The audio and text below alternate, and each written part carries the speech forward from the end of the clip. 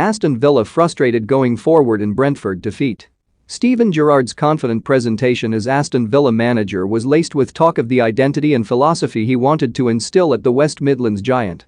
However, above possession and pressing, the former England captain was keen to stress the first area that emphatically needed work: defence. When Gerrard purposefully strode into Villa Park, the claret and blues he inherited from Dean Smith were 16th in the table after shipping 20 goals from the first 11 games of the season, a tally only basement dwellers Newcastle United and Norwich City could trump. In the intervening 7 weeks, Gerrard has taken significant strides to achieving this target of shipping fewer goals.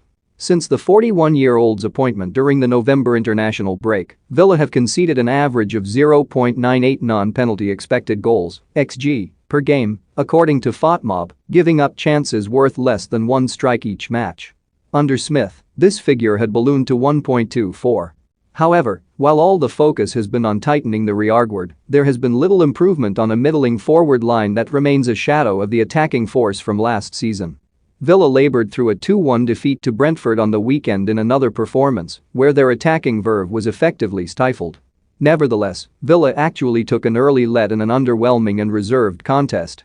Emi Buendia pirouetted past Christian Norgard in the middle of the pitch before sliding a perfectly weighted pass into the stride of Danny Ings, allowing the forward to fire in the game's opening goal after a quarter of an hour. Robbed of their top scorer Ollie Watkins, himself on the mediocre tally of 5 Premier League goals this season, Ings was granted a first chance to start through the middle under Gerrard without his fellow forward.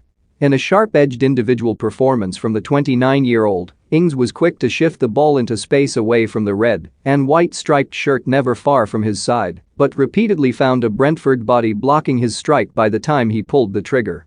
Ings' opener was the latest in a concerning trend. In 3 appearances without Watkins crowding his space, Ings has scored each time, compared to just 1 goal from 11 games alongside, but mostly on top of, one another. With Buendia bubbling through the match and dovetailing intermittently with Ings, Villa dominated possession and territory for the opening 40 minutes without seriously threatening to double their advantage.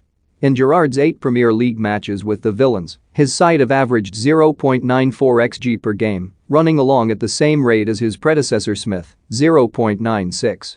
Yet, both these figures represent a drop-off from the previous campaign, when Villa were racking up chances worth 1.42 xG each match.